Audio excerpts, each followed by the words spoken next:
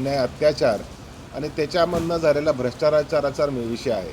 Rashtrawadi Congress party Sharadchandra Pawar पक्षाचे युवा आमदार सन्माननीय रोहित पवार यांनी काल एक वार्ताहर परिषद घेतली आणि कशा पद्धतीने अपात्र असलेल्या व्यक्तीला पात्र दाखवून सुप्रीम कोर्टाची स्थगिती डावलून त्याच्यामध्ये 12.5% तरतुदीमध्ये ज्याला आत्तापर्यंत अपात्र ठेवण्यात आलं, अनेक अधिकाऱ्यांनी ज्याला अपात्र केलं, कलेक्टरने ज्याला अपात्र केलं, अशाला मुंबईमध्ये हे जेव्हा नवीन सरकार आलं त्याचे शिरसाट आता जरी मंत्री असले त्या काळात ते सिडकोचे अध्यक्ष होते, त्यांना अपात्र असलेल्या व्यक्तीला जमीन दिली.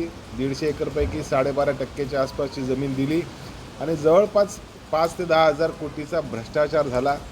भ्रष्टाचार तर सोडाच, पण जे मूल निवासी आहेत, जे 12.5%चे मूळ हकदार आहेत, ह्यांना आत्महत्या करावं लागतात, परंतु ह्या शासनाचे डोळे उघडत नाही, सिडको प्रशासनाचे डोळे उघडत नाही. त्याच्या विरोधात आवाज उठवण्यासाठी रोहित पवारांच्या नेतृत्वामध्ये, आमच्या पक्षाच्या नेतृत्वामध्ये, तसंच सर्व महाविकास आघाडीच्या पक्षाच्या नेतृत्वामध्ये उद्या आम्ही साधारण 11 वाजल्याच्या आसपास सिडकोवर असा भव्य मोर्चा काढणार आहोत. त्याची सविस्तर माहिती आमच्या भावनाताई तुम्हाला तर थोड्या वेळात देतीलच. परंतु नव्या मुंबईमध्ये चाललं आहे काय? स्वर्गीय दिवा पाटलांच्या प्रेरणेतनं हे शहर बसलं, पवारसाहेबांच्या प्रेरणेतनं हे शहर बसलं.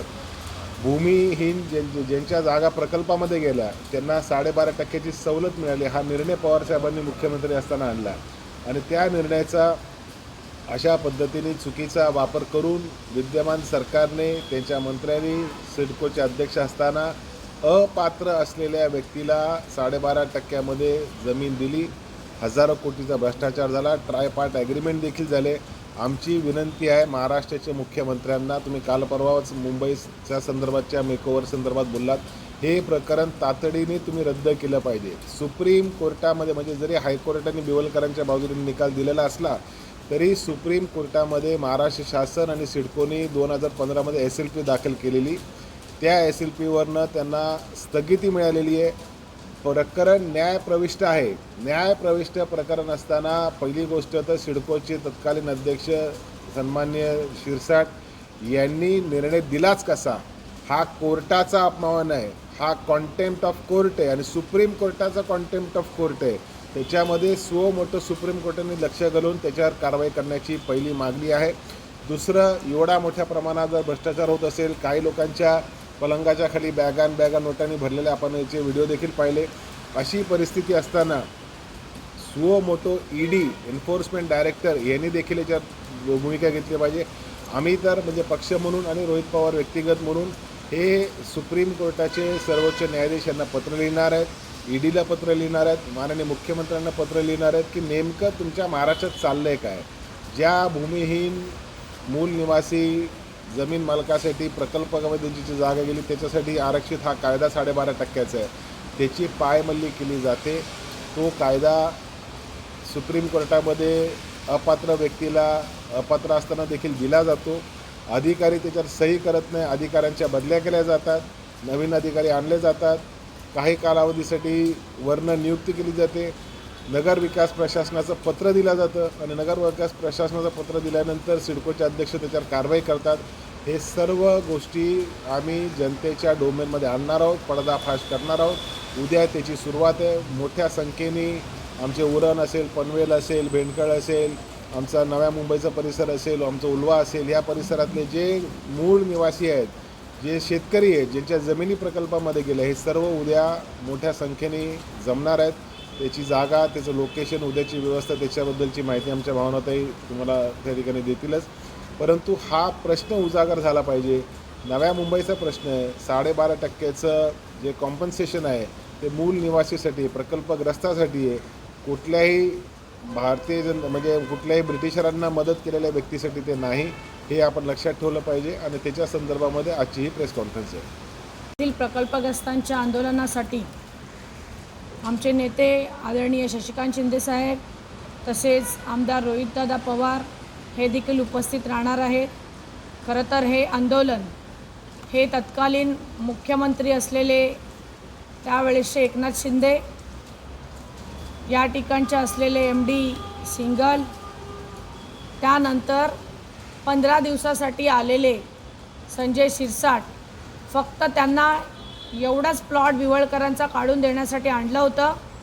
त्यामधील 8 दिवस त्यांना वर्किंगमध्ये भेटले आणि त्या वर्किंगमध्ये पहिल्याच दिवशी आल्याच्या नंतर त्यांनी जी काय कॅबिनेट या ठिकाणी घेतली, सिडकोची जी काय पहिली सर्वसाधारण सभा होती, त्यामध्ये हा प्रस्ताव मांडला गेला आणि या प्रस्तावाला मंजुरी देण्याचं काम नगरविकास खात्याचे त्यावेळेसचे मंत्री एकनाथ शिंदे आणि त्यांनी पाठवलेल्या या कारणासाठी असलेले संजय शिरसाट आणि सिंगल यांच्या संगनमताने ही सगळ्यात मोठी असलेली महाराष्ट्रातली सगळ्यात मोठी चोरी असं आपण म्हणायला हरकत नाही.